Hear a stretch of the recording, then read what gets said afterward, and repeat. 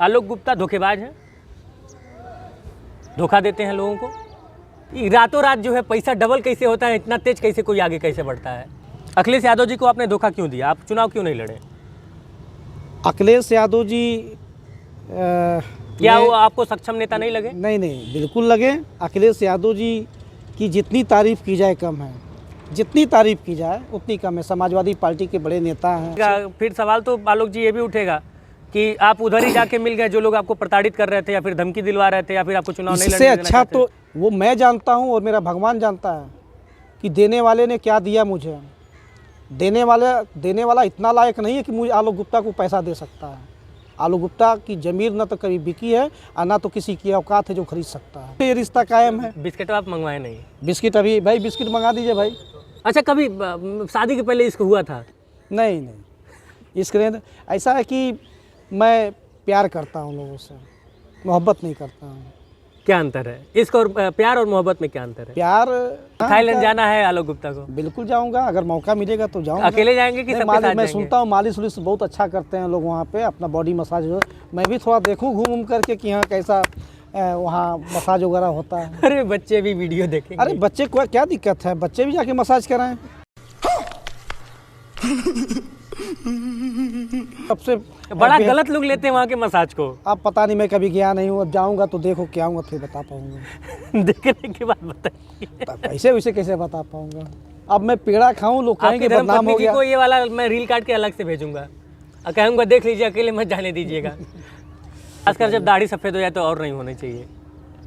वो तो विदेश है, वहाँ तो कौन देखने जाता है। वो तो मान लीजिए घुमा तो जनता तो पॉर्न भी देखती है, तो वो पॉर्न वीडियो बनाएंगे। अब वो जाने, जनता जाने। और मैं दर्शकों से बताना चाहता हूँ कि मैंने प्रमोशन का 1 रुपया लिया नहीं है।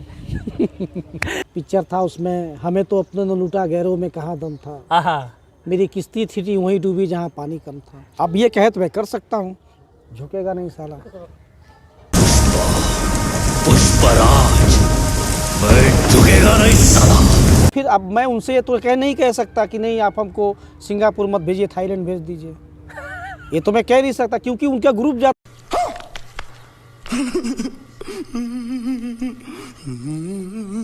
कि मैं अपने इस जुबान से मैंने राजेश त्रिपाठी जी अपने चाचा जी को जबान दिया है कि जब तक मैं जिंदा हूँ तब तक उनको कोई हरा नहीं सकता। अब चुनाव है, चुनाव में पता नहीं कौन जीतेगा कौन हारेगा। राजेश त्रिपाठी को कोई नहीं हरा सकता, ये मैंने जबान दिया है। आपने अभी रिसेंटली आपकी बिटिया की शादी हुई, लव मैरिज हुई शादी जी। तो ये आज के गार्जियन जो है इंक्लूडिंग माय फादर एंड जितने भी लोग ये जो वीडियो देख रहे होंगे, एक गार्जियन के तौर पे ये डिसीजन लेना आपके लिए कितना ज़्यादा कठिन था या फिर कितना आसान? नहीं, बहुत कठिन था। तो समाज सदिया के बदमा फिर आया क्या पूछने की, कहो का हालचाल बा अब, या फिर उन बच्चों से कोई पूछने जाएगा क्या कि तुम लोग किस कंडीशन में हो? यही तो चीज़ें हैं कि अगर तो माँ बाप की सहमति होनी जरूरी है। फिर आप अरेंज मैरिज कर रहे हैं या फिर लव मैरिज कर रहे हैं, उसमें माँ बाप का इन्वॉल्वमेंट होना बहुत ज़्यादा जरूरी है। और मैं आपको इस बात के लिए बधाई दूंगा और शुक्रिया भी कहूँगा कि कम से कम इस रूढ़ी परंपरा को जो है कि बलि आपने अपने बच्चों को नहीं चढ़ाया। हाँ, एक कपड़ा वो पीसती हैं तो दूसरा कपड़ा मैं भी पीसता हूँ। हाँ, एक रोटी वो बनाती हैं तो दूसरा रोटी मैं भी बनाता हूँ। सब्जी वो काटती हैं तो तड़का मैं लगाता हूँ।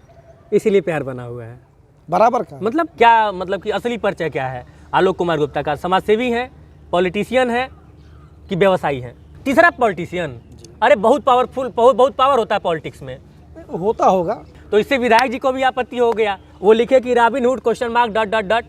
वो दरअसल बचपन में बड़ा पिक्चर में देखा करता था। आहा, जब सिनेमा हॉल में मैं मूंगफली, ठंडा अंडा और चाय बेचा करता था। जी, कहीं मोदी जी वाला ये डायलॉग तो नहीं है कि मैं ट्रेनों में चाय बेचा करता था? लोगों को ये लगता है कि मैं आपके बहुत करीबी हूँ और मैं आपके बारे में बहुत कुछ जानता हूँ, तो कई लोग मेरे पास फ़ोन करते हैं, कहते हैं कि यार क्या मामला है, इतना तेज कैसे हुआ आगे बढ़ा? 3 बार अपनी पत्नी को चिल्लूपार से विधानसभा का मैंने चुनाव लड़ाया और तीनों बार चिल्लूपार की जनता ने शानदार तरीके से मुझे हराया। इतना टूटा हुआ हूँ कि ज़िंदगी में कभी विधानसभा के बारे में सोच ही नहीं सकता हूँ।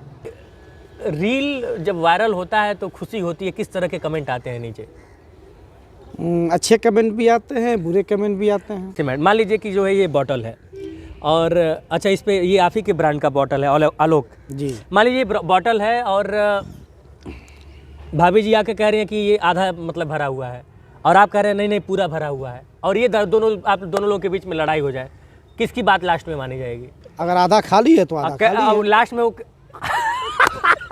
अगर आधा खाली है तो आधा खाली है। ये चुनाव हारने का कारण है कि मैं शराबी बना। ये चुनाव हारने का कारण है कि मेरा लीवर वो सड़ गया दारू पीने की वजह से। शिखर के इनाम से मैंने ये कंपनी चालू की है। क्या बात है। और ये इसका बिस्किट आजकल मार्केट में भी चल रहा है, लोग पसंद भी कर रहे हैं इसको।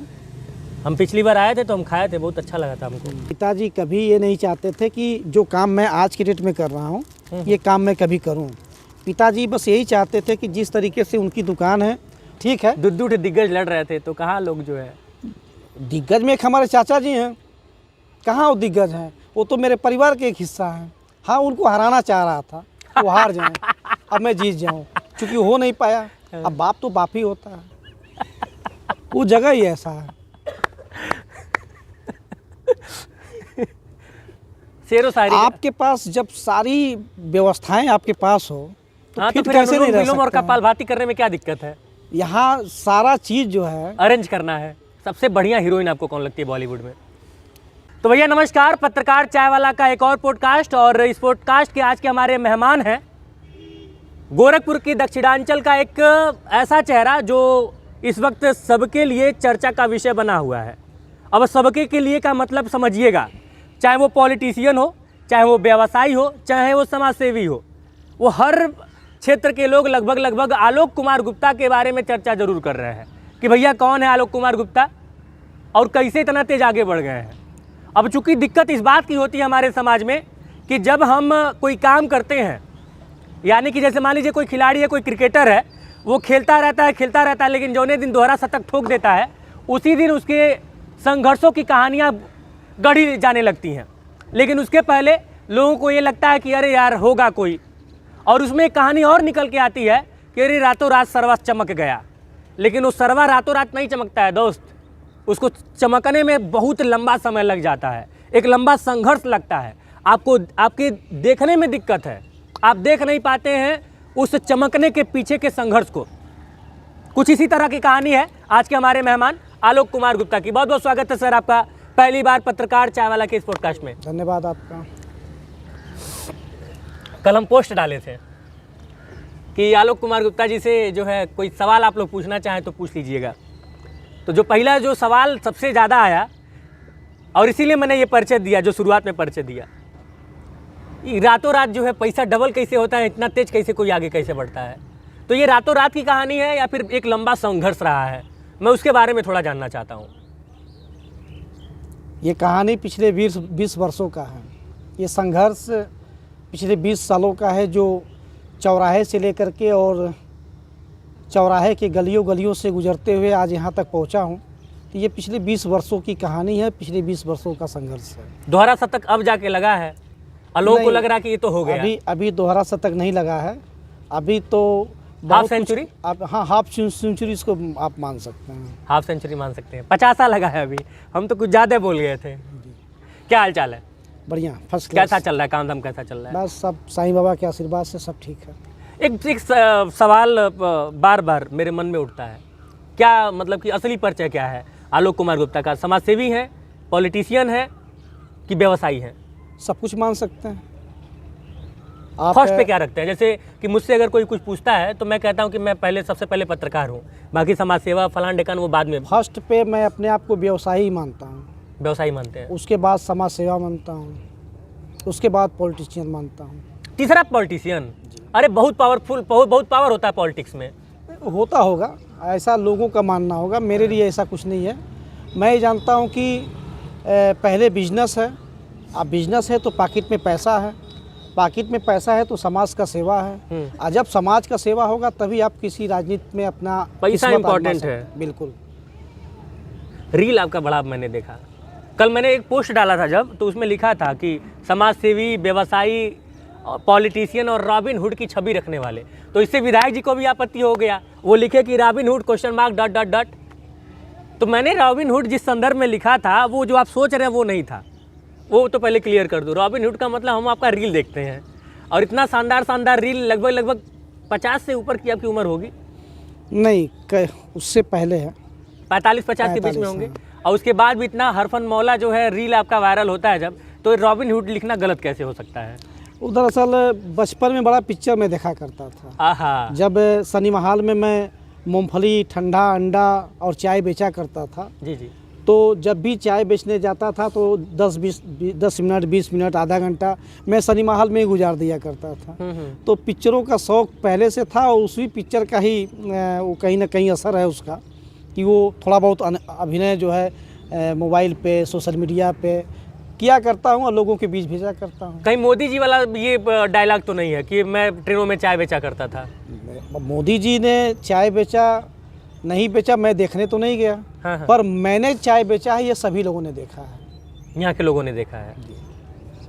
सभी लोग देखा है। चाय भी बेचते हुए देखा है, ठेला लगाते हुए भी देखा है, बसों में मूंगफली बेचते हुए भी देखा है लोगों ने। कभी कोई मुझसे, आप जैसे अब चूँकि आप मेरे पिछले वाले प्रोग्राम में आए थे, तो लोगों को ये थोड़ा सा हम लोग की हालांकि बहुत कम मुलाकात है, और मैं इस बात के लिए आपको पहले भी बधाई दे चुका हूं कि वो हम लोग की पहली मुलाकात थी, और पता नहीं कैसे आप पहली बार में मेरे दर्द को भाप लिए कि जो है लड़के को मेरी आवश्यकता है।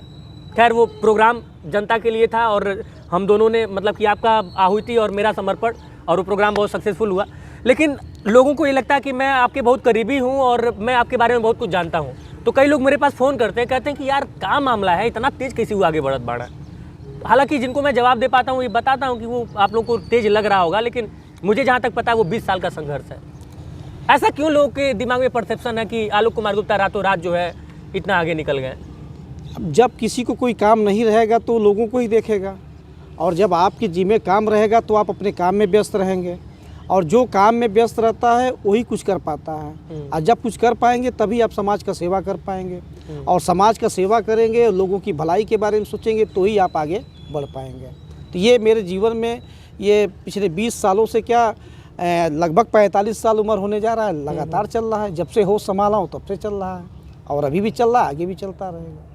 नहीं, क्या मतलब कि जब इस तरह की चीज़ें आप सोशल मीडिया पे सुनते हैं, जैसे कि मैं जब अभी रिसेंटली जो है चिल्लू पार के पूर्व विधायक विनय क्या नाम है, माफ़ कीजिएगा, वर्तमान विधायक राजेश त्रिपाठी जी का इंटरव्यू लिया।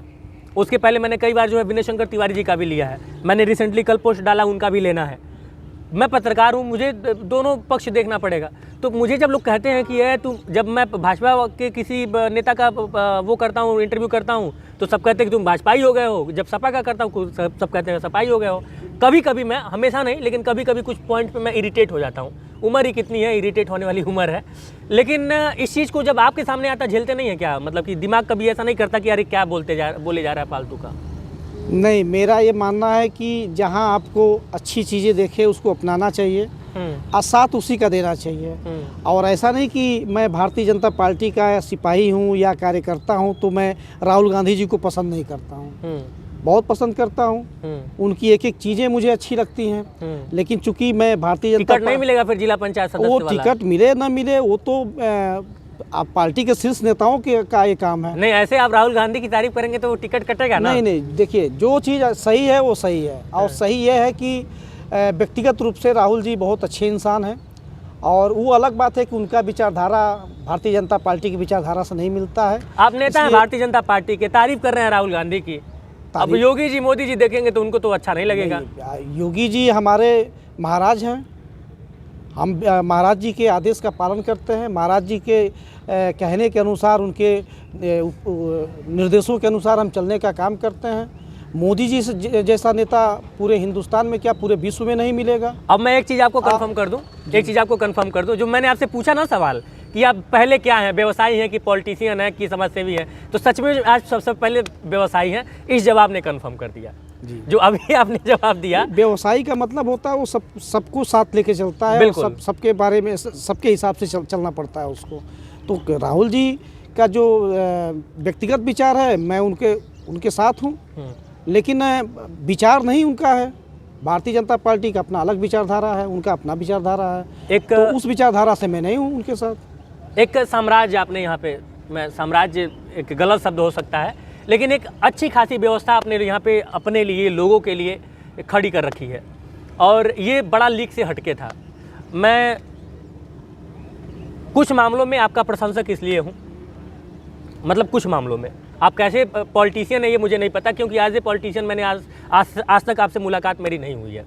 लेकिन एक व्यवसायी के तौर पे और एक समाजसेवी के तौर पे मैं आपसे अक्सर मिला हूँ।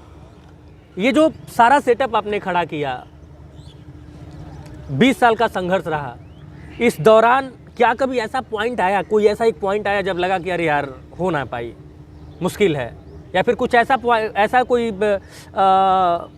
कंडीशन जो आपको बहुत तोड़ दिया हो अंदर तक? बिल्कुल, 3 बार अपनी पत्नी को चिल्लूपार से विधानसभा का मैंने चुनाव लड़ाया और तीनों बार चिल्लूपार की जनता ने शानदार तरीके से मुझे हराया। तो वो अंदर से टूटने वाली ही तो बात हुई। तो मैं तो अब इतना टूटा हुआ हूँ कि ज़िंदगी में कभी विधानसभा के बारे में सोच ही नहीं सकता हूँ, कभी नहीं सोच सकता हूँ। ख़ास तौर से चिल्लूपार से तो बिल्कुल नहीं सोच सकता हूँ। चिल्लूपार की जनता बहुत अच्छी है, चिल्लूपार की जनता ने हर चीज़ पसंद किया है मेरा। दिक्कत ये है ना चिल्लूपार की जनता के साथ नहीं बॉस, ये जितने भी हमारे यहाँ के यूपी बिहार के, मैं जो मतलब जहाँ घुमा हूँ वहाँ पे चुनाव के वक्त लोग ये नहीं देख पाते कैंडिडेट कौन है, वो झंडा पहले देखते हैं। और आप उस झंडे से लड़ नहीं पाए जिस झंडे से आपको लड़ना चाहिए था। हो सकता है, आपकी बात बिल्कुल सही है, इसमें कोई दो राय नहीं है। लेकिन मेरा ये मानना है कि अगर आप लोगों के बारे में बेहतर सोच रहे हैं तो आपके बारे में लोग बेहतर क्यों नहीं सोच सकते हैं। हाँ, ये है कि चिल्लूपार जनता ने सोचा है, चिल्लूपार जनता को मेरी हर चीज़ पसंद आती है। मेरा अभी आपने कहा ना सोशल मीडिया पे वीडियो डालना, वो भी चिल्लूपार जनता मुझे पसंद करती है। जितने प्रोडक्ट हम मार्केट में हमने भेजने का काम किया है, चाहे वो हमारा पानी हो, चाहे हमारा बिस्किट हो, चाहे हमारे यहाँ फर्नीचर का उद्योग हो या चाय पत्ती हो, तमाम चीज़ें हैं, तो उसको जनता ने बहुत पसंद किया। जनता उसको लेती भी है, जनता हमारे साथ रहती है, जनता के सुख दुख में मैं भी चलता हूँ, वो मेरे वहाँ भी चलती है। मेरी बेटी की शादी हुई थी, हज़ारों की संख्या में लोग आए थे, तो जनता ने पसंद किया है, हर स्तर पे किया है। पर वो वोट के मामले में जब वोट देना की बारी आती है, फिर मैं नापसंद हो जाता हूँ। नहीं, तो ये प्रॉब्लम हमेशा से रहा है, और ये प्रॉब्लम इसलिए भी रहा है क्योंकि मैंने अक्सर देखा है कि हमारे यहाँ की जो जनता है, जो भारत की जनता है और ख़ासकर यूपी और बिहार की जनता है, वो उसको आप कितना भी समझा लीजिए, कितना भी वो क्रांति का अलग जगा लें, वो खुद जो है दिन रात सड़कों पे खड़ा होकर नारा लगाएंगे, फला पार्टी मुर्दाबाद, फला पार्टी जिंदाबाद। लेकिन जब असल में जब कोई अधिकारी चाहे कोई नेता करप्शन करेगा तो भी वो जिंदाबाद मुर्दाबाद का नारा लगाएंगे। लेकिन जैसे चुनाव आएगा वो भूल जाएंगे कि हमको जो है अपने गाँव के रोड के लिए वोट देना है, हमें अपने गाँव के प्राइमरी स्कूल के लिए वोट देना है, हमें अपने गाँव के सरकारी स्कूल के लिए वोट देना है। ऐसा वो लोग नहीं, वो सब उस समय भूल जाते हैं। उस समय वो पहला जो प्रायोरिटी होता है वो ये कि हम किस विचारधारा वाली पार्टी में फिट आते हैं। अगर समाजवादी पार्टी की विचारधारा में फिट आते हैं तो हम उसका झंडा ढोएंगे, भारतीय जनता पार्टी में उसका झंडा ढोएंगे, या फिर फला बसपा हो गया और कांग्रेस हो गया, तमाम पार्टियाँ हैं। फिर दूसरे नंबर पर जौन आता है एक ही जौन है कौन विधायक हमारा सबसे ज़्यादा करीबी हमें, चाहे कौन हमें देख के फलाने चौराहे पे हमें टाटा कैले रहना है, हाथ ऐसे जोड़ के कहना है अभिवादन कैले रहना, चाहे हमसे हाथ मिलौले रहना, या फिर कौन सा नेता हमसे सेल्फी लिया है। इस पे ये प्रायोरिटी उस समय ज़्यादा हो जाती है। अगर फलाने विधायक जी हमसे एक बार सेल्फी ले लिए हैं और एक बार हमारे पीठ पे हमारा पीठ ठोक दिए, भले से विधायक जी 2 दिन बाद अगर सामने से चेहरा पड़े तो पहचाने ना, तो ये प्रायोरिटी रही है जनता की। तो ऐसे में हम और आप कुछ नहीं कर सकते हैं। वो एक बदलाव की ज़रूरत है, वो जब तक जन जन में नहीं आएगा, जब तक ये बात नहीं सोचेगा कि पॉलिटिशियन चुनने का असल मुद्दा क्या होना चाहिए, जब तक पॉलिटिशियन चुनने का मानक सेल्फी, पीठ थपथपाना, फलान ढेकान रहेगा, तब तक ये ऐसे ही होगा। अच्छे लोग जो है राजनीति में सर्वाइव नहीं कर पाएंगे। खैर, हम अगले सवाल की तरफ बढ़ेंगे। ये रील जब वायरल होता है तो खुशी होती है, किस तरह के कमेंट आते हैं नीचे? अच्छे कमेंट भी आते हैं, बुरे कमेंट भी आते हैं। बुरे कमेंट जैसे किस तरह के? अब जैसे कि कभी कभी किसी मतलब म्यूजिक वगैरह पे जैसे तो दारू रू पी करके जो एक एक्टिंग किया जाता है, तो उस तरीके का जब मैं कोई वीडियो डालता हूँ, पोस्ट करता हूँ, तो उस पर अलग अलग तरीके के लोगों का बुरा कमेंट भी आता है, अच्छा भी आता है। पर उसके पीछे कई कारण हैं। वो एक तरफ मेरा नशा मुक्ति अभियान चलाना, दूसरे तरफ उसी नशे के गाने पे वीडियो बना करके और उसको सोशल मीडिया पे डालना। तो ये इसलिए मैं करता हूँ ताकि एक तरफ नशा मुक्ति अभियान जो हम चला रहे हैं उससे जनता जागरूक हो और वो नशे से दूर हो, पर दूसरी तरफ नशे के गाने पे हम वीडियो बना के उसको अपलोड करके और जो है उसको सोशल मीडिया पे डाल करके फिर कहीं ना कहीं ये भी आता है लोगों के दिमाग में कि उसी के प्रति फिर जागरूक कर रहा है। तो कि बेवफाई हो जाए तो नशा करो। ऐसा नहीं है। मैं इस चीज़ को इसलिए डालता हूँ, एंटरटेनमेंट के तौर पे इसलिए डालता हूँ कि एक तरफ आप हैं जो मेरे बारे में बुरा सोचते हैं, एक तरफ कोई और है जो मेरे बारे में अच्छा सोचता है। आप मेरे वीडियो पे कमेंट करेंगे तो दूसरा वीडियो वाला बोलेगा कि देखो ये नशा मुक्ति अभियान भी चला रहा है। तो कहीं ना कहीं ये दोनों को एक साथ मैं इसलिए लेके आता हूँ ताकि इससे आप जागरूक हो और दूसरी तरफ आप उससे फिर आपके दिमाग में आए कि इस तरह का वीडियो हम लोगों को भी बनाना चाहिए। लेकिन इसको बनाने के पीछे आलोक गुप्ता ने कितना गवा दिया, इसलिए बार बार लोगों को खोदना, क्योंकि जब तक लोगों को बार बार जगाएंगे नहीं तब तक लोग जागेंगे नहीं। तो नशे का वीडियो बना के डालना और उसके प्रति लोगों को सामने लाना और फिर उसी अगले ही दिन नशा मुक्ति अभियान चलाना। तो नशा मुक्ति अभियान में मेरा उद्देश्य क्या है, मेरा सोच क्या है, किस तरीके से हम समाज में आगे बढ़ कर के लोगों को इस बुराई से दूर कर सकते हैं, ये दोनों का मिला जुला मिश्रण है जो मैं डालता हूं ताकि लोग इसके प्रति जागरूक हों। एक तरफ आप कहेंगे ये समाज सेवा का ढोंग करता है, नशा मुक्ति अभियान चला, देखिए दूसरी तरफ इसी गाने पे इसने वीडियो डाला है। तो कहीं ना कहीं अगर वो कोई आदमी इस बात पे चर्चा करेगा तो उस आदमी के दिमाग में ये भी आएगा कि नशा मुक्ति अभियान को भी इसने चलाया है। तो हो सकता है कि उस वीडियो को देखने के बाद वो ये भी देखे कि नशा मुक्ति अभियान में इसने क्या कहा है। तो अगर नशा मुक्ति अभियान में मैंने जो भी कुछ कहा है सही कहा है, समाज के हित में कहा है, आपके हित में कहा है, लोगों के हित में कहा है, तो कहीं ना कहीं एक जागरूकता लोगों के अंदर जाएगी और वो शायद उस बुराई से दूर होंगे। यही मेरा उद्देश्य है। एक अगला सवाल, और ये सवाल नहीं आपके ऊपर आरोप है, आलोक गुप्ता धोखेबाज हैं, धोखा देते हैं लोगों को, खासकर किसी पॉलिटिशियन को, किसी बड़े पॉलिटिशियन को? अब ऐसा तो मैंने नहीं किया है अभी तक। अब लोग कह रहे हैं तो भाई उसके लिए मैं क्या कर सकता हूँ। अखिलेश यादव जी को आपने धोखा क्यों दिया? आप चुनाव क्यों नहीं लड़े? अखिलेश यादव जी क्या वो आपको सक्षम नेता नहीं लगे? नहीं, बिल्कुल लगे। अखिलेश यादव जी की जितनी तारीफ़ की जाए कम है, जितनी तारीफ़ की जाए उतनी कम है। समाजवादी पार्टी के बड़े नेता हैं, राष्ट्रीय नेता हैं, अच्छे वक्ता भी हैं, दिल भी उनका बहुत बड़ा है। और दिल उनका बड़ा नहीं होता तो एक छोटे से चुनाव को जीतने के बाद जब मैं उनके पास गया और वो भी एक नॉर्मल परिवार के से संबंध रखने वाला आदमी जो ठेला लगा के अपनी जीवन यापन करता था एक समय, ऐसे आदमी को उन्होंने बिना कुछ सोचे समझे ऐसे टिकट थमा दिया महाराज जी के सामने, गोरखपुर में मुख्यमंत्री जी के सामने। शायद मैं हो सकता है कि ना समझ रहा हूँ, शायद हो सकता है कि या तो मुझे मूर्ख बनाया गया हो, क्योंकि जब मुझे बाद में पता चला कि समाजवादी पार्टी को तो कोई प्रत्याशी मिल ही नहीं रहा था चुनाव लड़ने के लिए और बिना मतलब का बेवजह मुझे मूर्ख बनाया गया। उसके बाद अच्छा चलिए ठीक है, आप मुखिया हैं, आपने टिकट दिया या आप मेरे गार्जियन हैं, तो गार्जियन वो कौन है जो मेरे साथ नहीं चलना चाह रहा है? केवल टिकट देना ही एक जिम्मेदारी आपकी होती है कि अपने प्रत्याशी का रक्षा सुरक्षा करना भी आपकी एक जिम्मेदारी होती है। आपने टिकट दिया, आज तक एक फ़ोन भी मेरे पास अखिलेश यादव जी का नहीं आया कि तुम क्यों नहीं लड़े, क्या दिक्कत है, या चुनाव के समय में जब मेरे घर पे अलग अलग तरीके के से मुझको प्रताड़ित किया जाता था, कभी बलात्कार के केस में, कभी छिनैती के केस में, कभी मारपीट के केस में, तब अखिलेश यादव जी को मेरी याद नहीं आई कि मेरा एक प्रत्याशी है गोरखपुर में जो मुख्यमंत्री के सामने चुनाव लड़ रहा है। क्या उनको मेरी चिंता नहीं थी? बस केवल ये था कि हाँ कोई प्रत्याशी नहीं मिला, चलो बलि का बकरा इसको बना के टिकट दे दो। एक आदमी मेरे साथ नहीं चलने वाला, मैं अकेले क्या करता? समाजवादी पार्टी कार्यालय में मैं हाथ में केतली और एक हाथ में गिलास लेके जाता था, हाफ पैंट पहन करके। उस समय जिस समय मुझे टिकट मिला था, इसलिए जाता था कोई मुझे पहचान न ले, हो सकता है पहचान ले कहीं टांग के लेके चला जाएगा किसी तरफ, तो मैं भेष बदल के जाता था कार्यालय में। फिर जब कोई वहाँ साइन वगैरह करना रहता था या कोई मीटिंग रहती थी तो फिर मैं कपड़ा पहनता था, फिर मैं उसको बाहर निकल रहा था तो फिर मैं केतरी और हाथ में बट्टा लेके ही बाहर निकलता था कि मैं चाय बेचने वाला हूँ, ताकि लोग मुझे पहचाने ना। तो ऐसा टिकट देने से फ़ायदा क्या जब आप अपने प्रत्याशी का रक्षा सुरक्षा ना कर सकें तो इसलिए जो है जब सारे चीज़ों के उठेगा, फिर सवाल तो आलोक जी ये भी उठेगा कि आप उधर ही जाके मिल गए जो लोग आपको प्रताड़ित कर रहे थे या फिर धमकी दिलवा रहे थे या फिर आपको चुनाव नहीं लड़ने देना चाहते थे। इससे अच्छा तो जब से हम भारतीय जनता पार्टी के सिपाही बने हैं, जब से कार्यकर्ता बने हैं, हर जगह पे हर स्तर पे कहीं महाराज जी का सपोर्ट है, कहीं क्षेत्रीय विधायक का सपोर्ट है, कहीं हमारे सांसद जी का सपोर्ट है। जब जहाँ मुझको ज़रूरत पड़ती है सारे नेता हमारे लिए खड़े रहते हैं। कहीं चाचा भतीजे का भी रिश्ता है, कहीं बड़े भाई छोटे भाई का भी रिश्ता है, कहीं वो हमारे महाराज जी उनका हमसे संबंध है। तो अब तो आप नज़दीकी हम अपने चेयरमैन साहब की बात करें, उनसे भी अच्छा संबंध है। जब एक बार फ़ोन करने के बाद एक बार कोई शिकायत कोई परेशानी रहती है तुरंत हमारी परेशानी हल होती है। तो मैं तो भारतीय जनता पार्टी को बेहतर मानूंगा।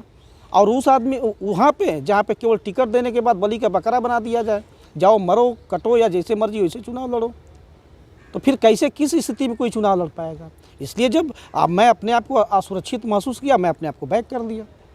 लोगों ने कहा पैसा लेकर के हट गया, वो मैं जानता हूँ और मेरा भगवान जानता है कि देने वाले ने क्या दिया मुझे। देने वाला इतना लायक नहीं है कि मुझे आलोक गुप्ता को पैसा दे सकता है।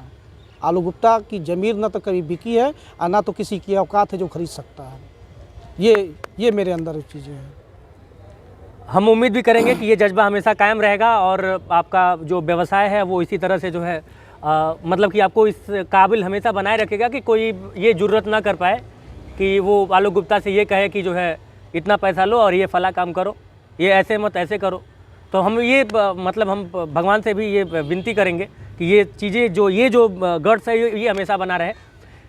बच्चों का क्या सपोर्ट रहता है? बड़ा चूँकि जो है आपके साथ साथ आपके बच्चे और आपकी पत्नी भी रिलेशन कैसा है? पति पत्नी के बीच में कैसा? बहुत अच्छा है, एकदम प्रेमी प्रेमिका के जैसा रिश्ता है। जब मन में आता है शिखर वाला बिस्किट खिला देता हूँ, जब मन में आता है आलोक वाला पानी पिला देता हूँ। तो अब इससे बेहतर रिश्ता क्या हो सकता है? पिछले 27-28 वर्षों से ये रिश्ता कायम है। बिस्किट आप मंगवाए नहीं? बिस्किट अभी भाई बिस्किट मंगा दीजिए भाई। तो लेकिन अच्छे जैसे कभी कंट्रोवर्सी नहीं होती है, वो कहती है नहीं ऐसी नहीं ऐसी, तो आप मतलब कि आपको झुकना पड़ता हो? बिल्कुल झुकना पड़ता है। परिवार है तो परिवार में जरूरी थोड़ी कि हमारा ही हुक्म चलेगा। अरे जहाँ मैं नहीं सोच आपका कैसे हुक्म चलेगा भाई? नहीं वही तो मैं कह रहा हूँ ना कि जब परिवार के बीच में आपका हुक्म चलेगा कैसे? ये कौन मानेगा अगर आप ये बात कहेंगे भी? वो परिवार है, परिवार के सारे लोग परिवार को चलाते हैं, किसी एक कोई परिवार। अच्छा एक छोटा सा सवाल मेरा इसे मान लीजिए कि जो है ये बॉटल है और अच्छा इस पे ये आप ही के ब्रांड का बॉटल है आलोक जी। मान लीजिए बॉटल है और भाभी जी आके कह रही हैं कि ये आधा मतलब भरा हुआ है और आप कह रहे हैं नहीं पूरा भरा हुआ है, और ये आप दोनों लोगों के बीच में लड़ाई हो जाए, किसकी बात लास्ट में मानी जाएगी? और ये पूरा भरा है, आप कह रहे हैं पूरा भरा है, वो कह रहे हैं नहीं आधा भरा है, तो लास्ट में किसकी बात मानी जाएगी? जो सच्चाई है वो सच्चाई है। अगर आधा खाली है तो आधा खाली है। लास्ट में वो अगर आधा खाली है तो आधा खाली है।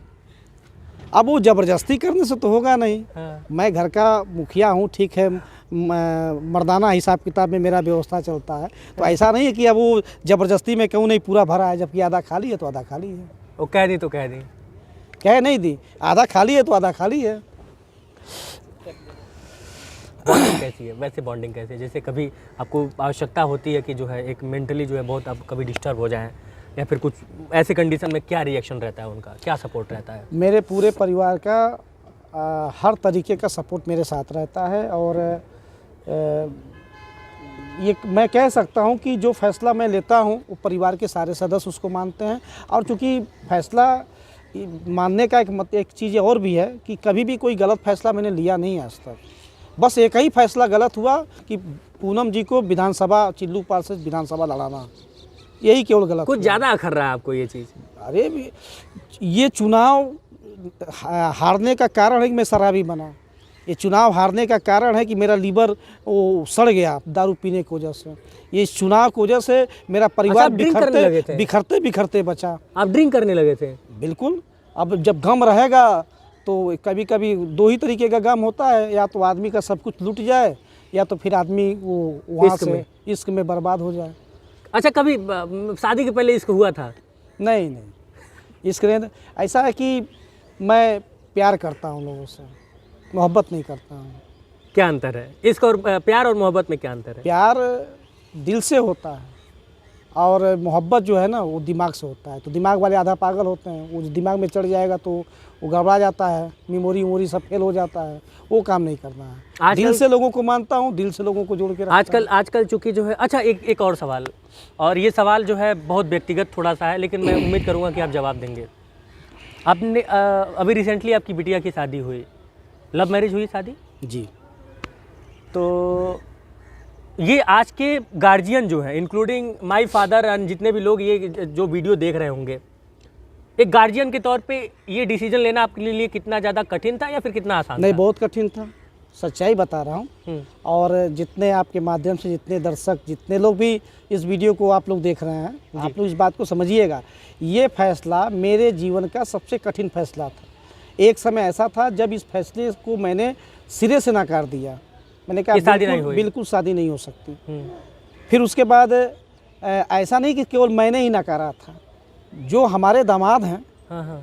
उनके पिताजी भी नकारा था। उन्होंने भी कहा कि नहीं, ये शादी नहीं हो सकती।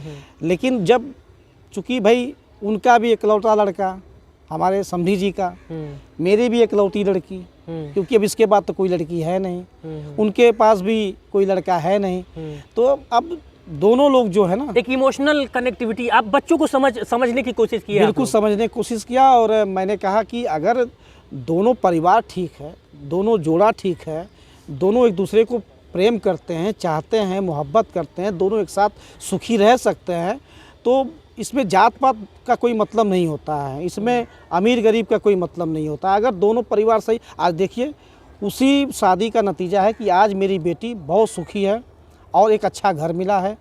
मैं अपने घर में हूँ, मैं अपनी बेटी का बाप हूँ, लेकिन मैं आज गर्व के साथ कह सकता हूँ कि मेरी बेटी इस बाप को छोड़ के नहीं गई है, बल्कि मेरे जैसा एक और बाप पा करके वहाँ पे गई है। अपनी माँ को छोड़ के नहीं गई है, अपनी माँ जैसी एक और माँ पाई है, उनके पास गई। एक बात और मैं समझना चाहता हूँ, दिमाग में सबसे पहले जब आप मना किए तो यही आया होगा ना कि अरे यार फलाने रिश्तेदार, ढिकाने रिश्तेदार, समाज क्या कहेगा? हाँ बिल्कुल। तो समाज सदिया के बदमा फिर आया क्या पूछने की, कहो का हालचाल बा अब, या फिर उन बच्चों से कोई पूछने जाएगा क्या कि तुम लोग किस कंडीशन में हो? यही तो चीज़ें हैं कि अगर जहाँ परिवार, जहाँ बच्चों की खुशी है, हर माँ बाप को उसमें साथ देना चाहिए बच्चों को। अगर वो फैसला बेहतर जगह पे है, सही दिशा में है, तो गलत दिशा में है तो मैं तो खुद कहूँगा कि वो गलत है, लेकिन अगर सही दिशा में है तो बिल्कुल साथ देना चाहिए बच्चों का। अब मैं यहाँ पे एक और बात जोड़ना चाहता हूँ कि ये चर्चा करने का मकसद हमारा किसी लव मैरिज को सपोर्ट करना या फिर उसको डिमोट करना नहीं है। कोई भी शादी, चाहे आप लव मैरिज करें चाहे अरेंज मैरिज करें, मैं इस बात को मानता हूँ आलोक जी कि बिना माँ बाप के आशीर्वाद के हर शादी अधूरी है। तो माँ बाप की सहमति होनी जरूरी है, फिर आप अरेंज मैरिज कर रहे हैं या फिर लव मैरिज कर रहे हैं, उसमें माँ बाप का इन्वॉल्वमेंट होना बहुत ज़्यादा जरूरी है। और मैं आपको इस बात के लिए बधाई दूंगा और शुक्रिया भी कहूँगा कि कम से कम इस रूढ़ी परंपरा को जो है कि बलि आपने अपने बच्चों को नहीं चढ़ाया। लोग अक्सर चढ़ा दिया करते हैं। नहीं, अभी मैंने अपनी संस्थान के माध्यम से इसी जनवरी के महीने से 21 लड़कियों की शादी मेरी पूरी कोशिश है कि हर महीने हम कराएं।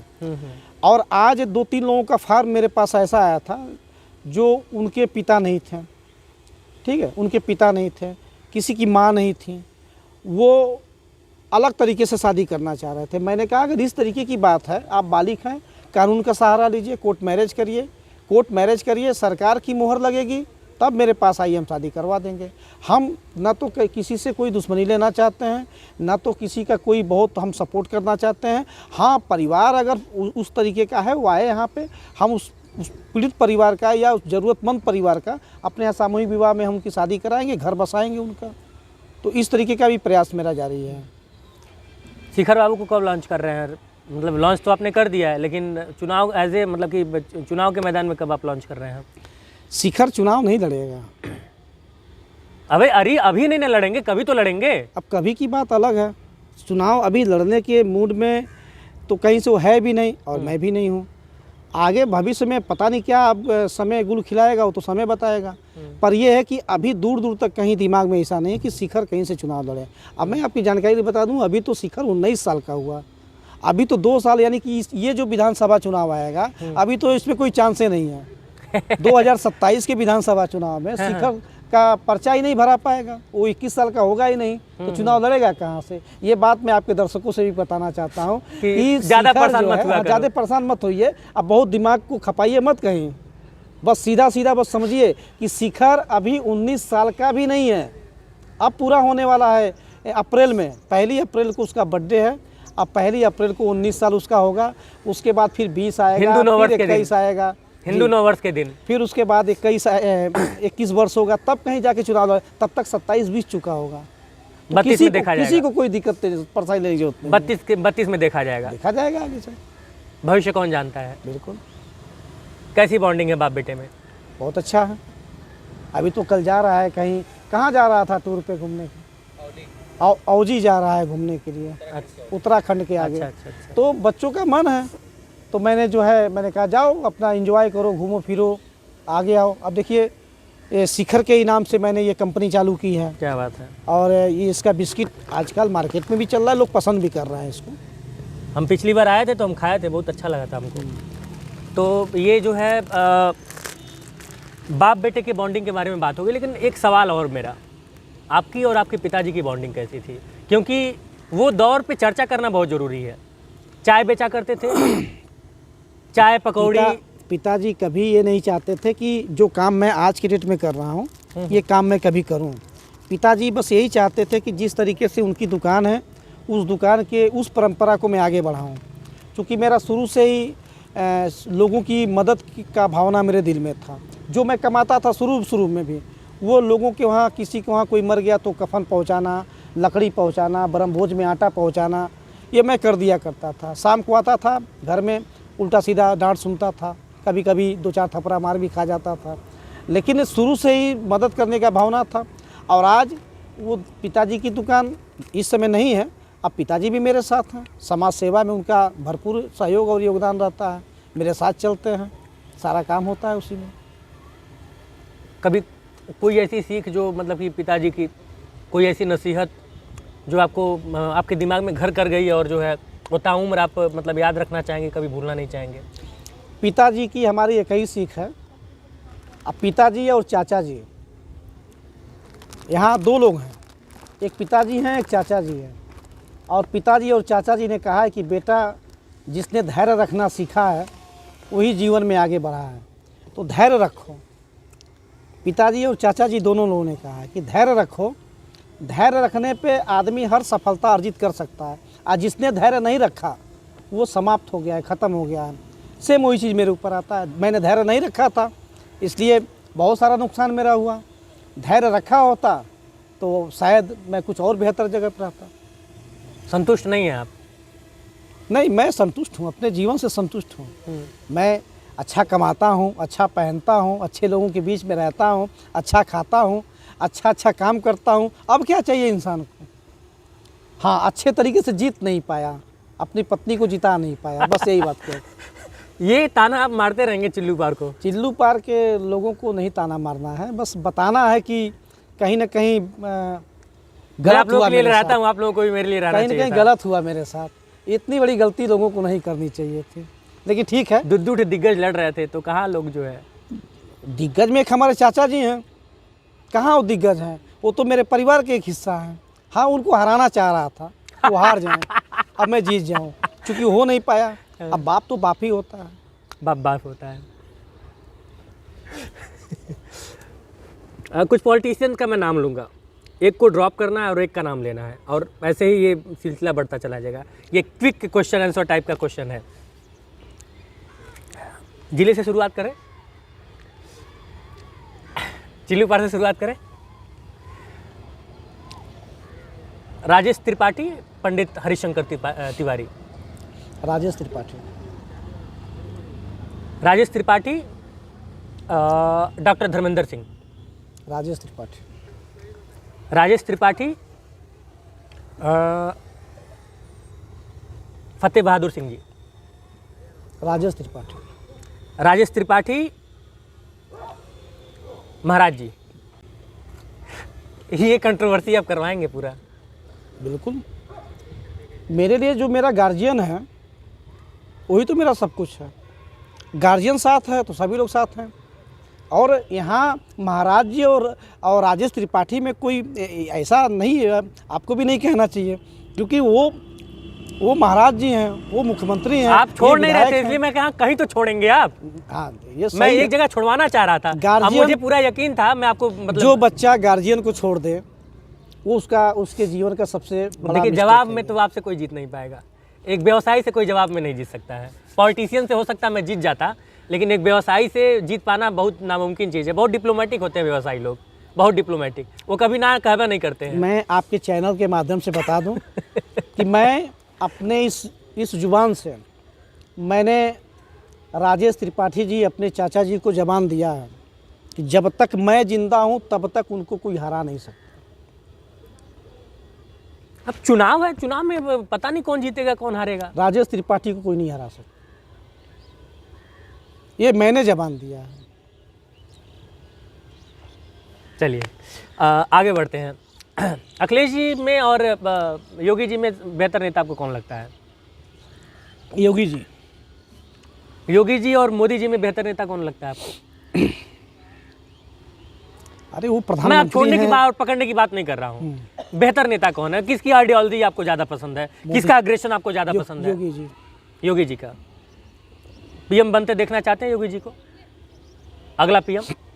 बिल्कुल, अगला पीएम अगर हमारे मोदी जी, चूँकि अब तो उनका समय भी हो गया धीरे धीरे, तो अगला पीएम के रूप में तो हम योगी जी को देखना ही कभी चाहेंगे। मोदी जी से मुलाकात हो मत कर दीजिएगा, वो अभी अपने आप को जवान मानते हैं और जितना एक्सरसाइज वो करते हैं हम लोग नहीं करते होंगे। ओ ठीक है, मैंने नहीं देखा है कभी, मैं इसके केवल टीवी में एक दो बार देखा हूँ। करते हैं, योगा वोगा बहुत शानदार करते हैं। अभी इस उम्र में इतना फिट है, क्या चाहिए? आप बिल्कुल, और क्या, हम लोग को तो प्रेरणा लेनी चाहिए। वो जगह ही ऐसा है कि आदमी ज़िंदगी भर फिट रहेगा। वो जगह ही ऐसा है। शेरो शायरी आपके पास जब सारी व्यवस्थाएं आपके पास हो तो हाँ, तो फिट फिर कैसे नहीं रह अनुलोम और सकते हैं? कपालभाति करने में क्या दिक्कत है? यहाँ सारा चीज़ जो है, अरेंज करना है। हाँ, यहाँ तो खोजना है, ढूंढना है यहाँ पे, वहाँ ढूंढना थोड़ी है। वहाँ तो सिर्फ केवल एक बार ऐसे उंगली करना है, उठाना है ऐसे। देखिए सारी चीज़ें हैं। बीच में एक अफवाह आया था कि 2 लाख की 4 लाख का मशरूम खाते हैं। अब ये तो मैं नहीं जानता हूँ, ना तो मैं सुना हूँ ना मैं जानता हूँ। रील उनकी आप देखते रहते हैं? देखता रहता हूँ, बिल्कुल देखता रहता हूँ। सबको देखना चाहिए, आपको भी देखना चाहिए। नहीं, मैं तो देखता, मैं नहीं देखूंगा मैं कहाँ जाऊँगा? बिल्कुल, मेरी तो रोजी रोटी वहीं से चलती है कि देखते रहूँ। मेरी रोटी नहीं चलती है, मैं सीखता हूँ। मैं पत्रकार हूँ, तो हमको तो वहीं से काम करना है। मैं उनसे भी सीखता हूँ और उनसे भी सीखता हूँ, दोनों लोगों से सीखता हूँ। जिनका अच्छा जो चीज़ लगता है उसी पे आगे बढ़ता हूँ। सबसे बढ़िया हीरोइन आपको कौन लगती है बॉलीवुड में? काजोल। पुराने में काजोल। कौन सा मूवी आप उनका देखे थे एकदम फैन हो गए थे? वही दिल तो, क्या नाम है ये, प्यार तो होना ही था। प्यार तो होना ही था। अच्छा, आपका अरेंज मैरिज है कि लव मैरिज है? नहीं, पिताजी ने करवाया था। फिर प्यार हो गया? नहीं, पिताजी ने देखा था, पिताजी ने पसंद भी किया था, उन्हीं ने ही शादी करवाई थी। फिर शादी के बाद प्यार हो गया? शादी के बाद प्यार हो गया। ऐसा बहुत कम होता है, पति पत्नी में प्यार होना नहीं। ये आप लोग पता नहीं क्यों मुस्कुरा रहे हैं, लेकिन झगड़े होते रहते हैं पति पत्नियों के बीच में, और इतना ज़्यादा झगड़ा कि पति बेचारा सोचता है कि दिन भर काम के केलवानी समूह दुख और शांति से खाए मिल जाए, वो में कच तो यहाँ कोई एक दूसरे से अधिक थोड़ी करता है। जितना वो करती उतना मैं भी करता हूँ, जितना मैं करता हूँ उतना वो भी करती है। कोई एक दूसरे के ऊपर आरोप नहीं लगा सकता है, बराबर हम लोग मेहनत करते हैं। हाँ, एक कपड़ा वो फीसती हैं तो दूसरा कपड़ा मैं भी फीसता हूँ। हाँ, एक रोटी वो बनाती हैं तो दूसरा रोटी मैं भी बनाता हूँ। सब्जी वो काटती हैं तो तड़का मैं लगाता हूँ। इसीलिए प्यार बना हुआ है बराबर का। मतलब प्यार बनाने में भी बहुत संघर्ष है। अभी नहीं बोलेंगे आप? प्यार तो होना ही था। चलिए थोड़ा सा अब काम धाम की तरफ आते हैं।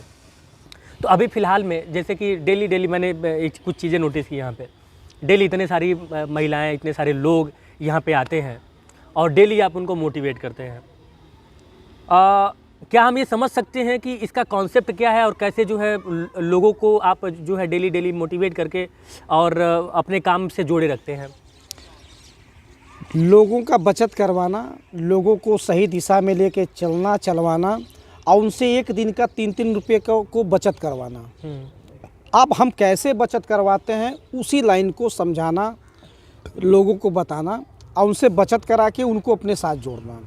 आज जोड़ने के बाद एक आम इंसान की जो ज़रूरत की चीज़ें हैं वो सारा सामान उनके घर पे बिना ब्याज का, बिना किसी इंटरेस्ट का और बिना किसी स्वार्थ का उनके घर तक उपलब्ध करवाना। बस इस स्वार्थ के साथ कि आप हमसे जुड़े रहें और हम आपसे जुड़े रहें। आपकी वजह से मैं 2 रुपया कमाता हूँ तो उसमें से 1 रुपया 80 पैसा हम आपके ऊपर खर्च इसलिए करते हैं क्योंकि आपकी वजह से मेरी भी रोटी चलती है, मेरे बच्चों का पेट भरता है, पत्नी का पेट भरता है, हज़ारों की संख्या में लोग जुड़े हैं उनका पेट भरता है।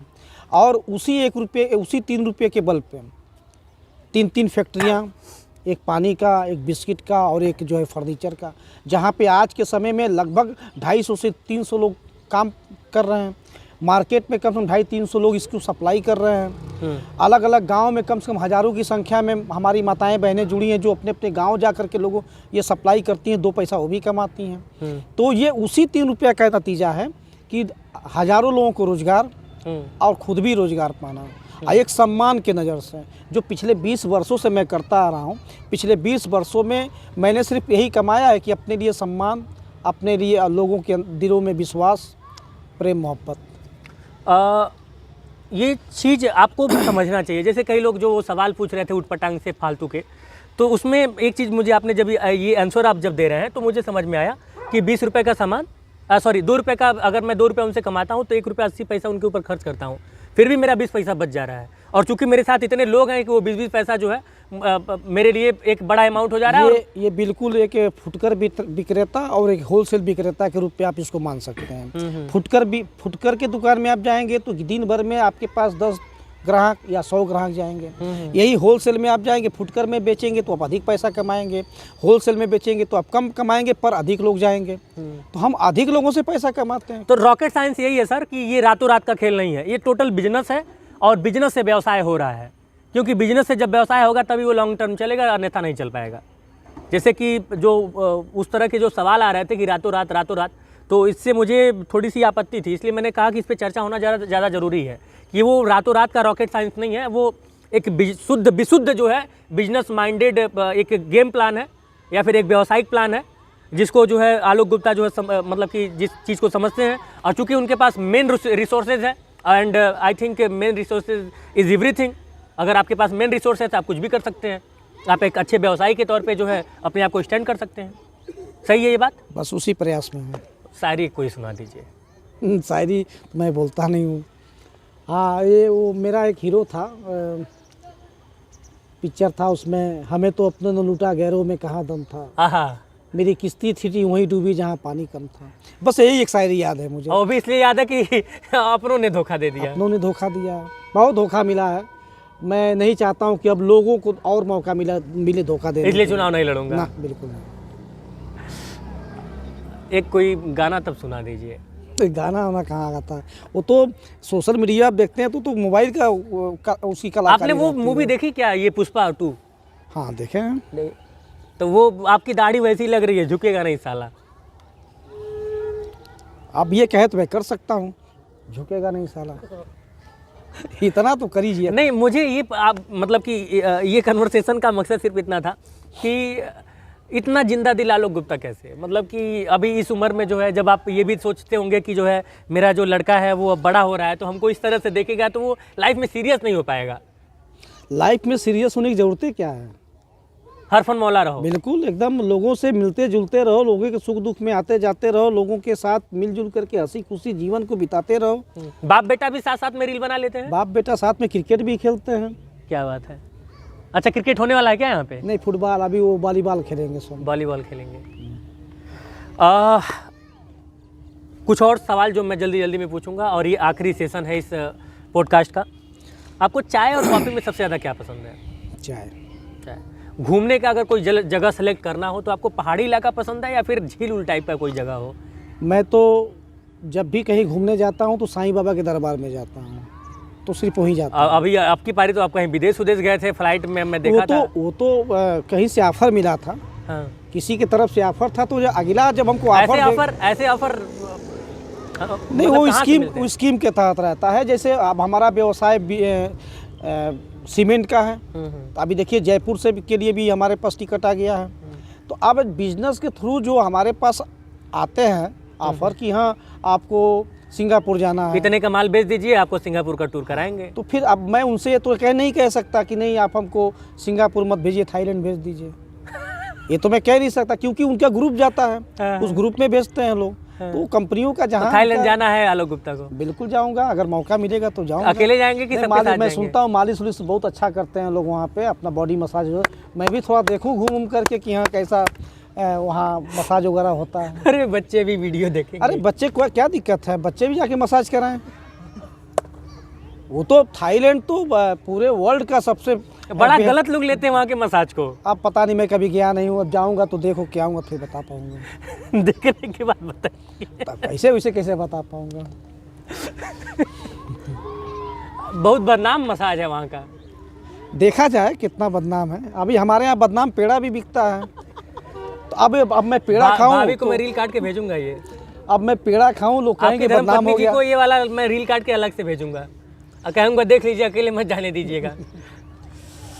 अकेले जाने में खतरा है, नुकसान है। नहीं वो नहीं रोकती हैं मुझे, तो कहती हैं कि जाइए, आपको जहाँ इच्छा हो घूम करके आइए, पर गलत कोई चीज़ नहीं होनी चाहिए। जो हो वो बेहतर होनी चाहिए और बेहतर जगह से। खासकर जब दाढ़ी सफ़ेद हो जाए तो और नहीं होनी चाहिए। वो तो विदेश है, वहाँ तो कौन देखने जाता है, वो तो मान लीजिए घुमा फिरा के वहीं आना है। अच्छा, सिंगर में आपको सबसे बेहतर सिंगर कौन लगता है? गायक किसके गाने सबसे ज़्यादा पसंद? मनोज तिवारी का भोजपुरी गाना मुझे बड़ा अच्छा लगता था। अच्छा। और मनोज तिवारी के साथ मेरी पुरानी यादें। अब मनोज तिवारी जी से मैं मिलूँगा तो शायद वो मुझे न पहचान पाए, लेकिन बहुत पहले जब यहाँ से पूर्व विधायक श्री हरशंकर तिवारी जी जब जिंदा थे तो वो चुनाव लड़ रहे थे। उस समय मनोज तिवारी हरशंकर तिवारी जी के चुनाव में प्रचार के लिए आए थे और यहीं बढ़लगंज में स्टेडियम है और उसी स्टेडियम में उनका प्रोग्राम लगा हुआ था। और जहां मनोज तिवारी रुके हुए थे वहां पे जो भोजन की व्यवस्था थी वो दुर्भाग्य से कहिए चाहे सौभाग्य से कहिए मेरी जिम्मेदारी थी। उस समय उनका एक कैसेट रिलीज हुआ था, भारत का बेटा। अच्छा। हाँ, तो उसमें जितने भी गाने थे मुझे अच्छा लगता था और चूँकि ऑलरेडी मैं उनको पहले से ही बहुत पसंद करता था, उनके गाने को सुनता था। तो उस भारत के बेटा का जो ऑडियो कैसेट था ना, उस समय ऑडियो कैसेट चलता था, तो उस पर मैंने उनका ऑटोग्राफ लिया था। अच्छा। और वो बड़ा तारीफ भी किए थे मेरा कि मतलब अच्छे से ख्याल रखे आप। हाँ, खातिरदारी अच्छी की। लेकिन ये कि उसके बाद फिर दोबारा मेरी मुलाकात उनसे नहीं हो पाई। हाँ, पर यह है कि मनोज तिवारी का मैं फ़ैन हूँ और मनोज तिवारी का गाना मुझे अच्छा लगता है। खेसारी लाल यादव कैसे लगते हैं? खेसारी लाल यादव जी का भी गाना ठीक है, ठाक है, थोड़ा सा कभी कभी चोली डोंडी तक पहुंच जाते हैं। वही थोड़ा सा है, लेकिन भोजपुरी में सब चलता है, क्या कर। नहीं तो चलने देते हैं हम लोग तभी तो चलता है। बिल्कुल। वो तो कहते हैं कि आप पसंद करेंगे तो मैं गाऊंगा। जनता सुनती है तभी तो गाते हैं। तो जनता तो पॉर्न भी देखती है, तो वो पॉर्न वीडियो बनाएंगे। अब वो जाने, जनता जाने। मैं तो सिर्फ ये जानता हूँ कि मैं जो कर रहा हूँ सही है। भाषाई मर्यादा होनी चाहिए हर, मतलब अगर हम एक गरिमामयी जो है पेशे में है तो हम एक मर्यादा में ही हमें काम करना चाहिए। हमें अपनी भाषा, जिस भाषा से हम कमा रहे हैं लाखों करोड़ों, उस भाषा की गरिमा का तो हमें ध्यान देना पड़ेगा। कि वो उसी से उनको पैसा मिलता हो, क्योंकि कहीं ना कहीं पब्लिक भी पसंद करती है।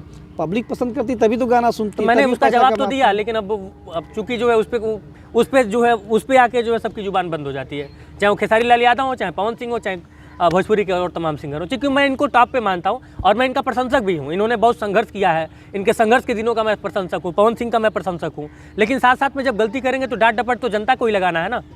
बिल्कुल। पवन सिंह कैसे लगते हैं? पवन सिंह तो थोड़े थोड़े आपके मिजाज के हैं। चेहरे से बताएं कि मतलब गाने से? पावर स्टार अच्छे हैं, स्मार्ट हैं, मूछें उनकी काफ़ी अच्छी है। हाँ। गाना भी ठीक है। कंट्रोवर्सी लेकिन कर लेते हैं हर हीरोइन से। उनका कंट्रोल बहुत अच्छा है, पवन सिंह जी का कंट्रोल बढ़िया है। उनका कंट्रोल बहुत अच्छा है। वो मैं बहुत सारा उनका वीडियो देखा हूँ। कंट्रोल बहुत अच्छा करते हैं। वो अपने आप को भी कंट्रोल करते हैं, गाने को भी कंट्रोल करते हैं, अच्छा लगता है। कंट्रोल दवा भी बहुत ज़्यादा लेते हैं। अब हो सकता है सबकी अपनी अपनी दवा होगी, उनकी भी अपनी दवा होगी। आप ही वाली दवा से थोड़ा सा प्रेरित हैं वो भी। मैं चाहूँगा कि इस दवा से प्रेरित ना हो और तो वेदांता जाना पड़ेगा उनको। मैं वहीं से हो करके लौटा हूँ। मैं तो चाहूँगा कि पवन सिंह भी इस चीज़ को कहें लोगों से, ख़ास तौर से जो उनके फॉलोअर हैं, जो उनके प्रशंसक हैं, इस चीज़ पे उनको बोलना चाहिए कि नशा गलत है और गलत चीज़ों से दूर रहें, क्योंकि हमारा समाज कहीं ना कहीं नशे का बहुत बड़ा आदी हो चुका है, जिसकी वजह से बहुत सारे परिवार तबाह हो रहे हैं। इससे उनको भी एक जागरूकता अभियान चलाना चाहिए। नहीं कुछ है तो इतने फॉलोअर हैं, एक वीडियो बना के डाल देना चाहिए सोशल मीडिया पे। बाप बेटा साथ में क्रिकेट खेलते हैं, क्रिकेटर सबसे बढ़िया कौन लगता है आपको? सचिन तेंदुलकर। अभी वाले में अभी तो विराट कोहली है। और रोहित शर्मा? रोहित शर्मा भी ठीक। नहीं ठीक है, का मतलब एक किसी को बताइए जो किसी एक को। हाँ, किसी एक में अब विराट कोहली को मान लीजिए। विराट चल नहीं रहे हैं, सब टेस्टवा हरवा दिए, सब बॉर्डर गावस्कर ट्रॉफी। अच्छा क्रिकेट का गेम है वो, ऐसा नहीं है। हम लोग भी जब खेलते थे, हमारा भी एक सब समय था। 3 मैच हार जा रहे हैं, बताइए ऑस्ट्रेलिया वालों हारने से। के लिए 10-10 और हार एक जाते सैम हैं। कॉन्टेस्ट चिढ़ा रहा है 19 साल का। हम लोग तो इसी भाषा में बोलते हैं ना कि 19 साल के लवंडी दादा परदादा चला था चिढ़ावे। जनता है, जनता। आप देखे वो रील उल देखे? यही जनता वर्ल्ड कप जीतने के बाद सर आँखों पे बैठाई। अब यही जनता है, हारने के बाद फिर थोड़ा सा जमीन पे ला देती है। तो ये तो चलता रहता है, गेम है। नहीं, वो ऑस्ट्रेलिया का एक लड़का है सैम कॉन्टेस्ट, 19 साल का है। देख रहे हो, कभी विराट कोहली से जुड़ा जा रहा है, कभी जसप्रीत बुमराह से जुड़ा जा रहा है। देखिए, मतलब ये दोनों खिलाड़ी वो हैं जो जिनसे उनके बाप दादा भी डरते हैं। ये तो भारत का पुराना इतिहास रहा है कि जब शेनवार्न, जब उनके भी जो बाबा थे, उनके बाप के जो बाप थे शेनवार्न, जब सचिन तेंदुलकर से वो पंगा लिए थे तो उनके सपने में सचिन दिखाई देने लगे थे। तो ये तो सोचना चाहिए उनको कि जब मेरे बाबा और दादा नहीं कुछ कर पाए तो ये सब क्या करेंगे। तो ये तो सबको सोचना चाहिए। भारतीय टीम अपने जगह पे बेहतर है, 1 नंबर पे है, और हम भारत के निवासी हैं। हमको अपनी टीम पे पूरा भरोसा है। जीत हार लगी रहती है, फिर लड़ेंगे, फिर जीतेंगे। हालांकि कई लोगों ने यह भी कहा कि जो है कॉन्टेस्ट बाबू जो है, जो विराट कोहली का रिकॉर्ड है, उसका 1/4 भी अगर वो पा जाएंगे तो अपने जीवन को सफल मान लेंगे, इसमें कोई बुराई नहीं रहेगी। इतनी लंबी बातचीत हुई हम लोगों की, और मैंने कोशिश किया कि हर पहलू पे आपसे सारे सवाल जवाब किए जाए। बहुत अच्छा लगा।